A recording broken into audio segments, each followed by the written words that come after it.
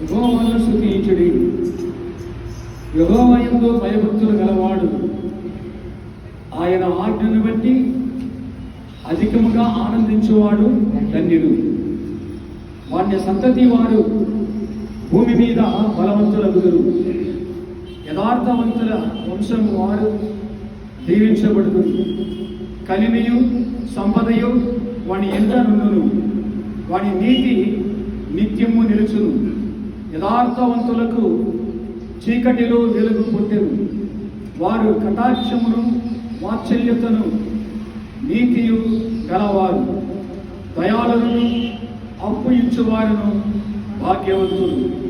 న్యాయ విమర్శలు వారి వ్యాజ్యము గెలుచును. అట్టివారు ఎప్పుడునూ కదిలింపబడరు. నీతిమంతులు నిత్యము జ్ఞాపకములు ఉందురు.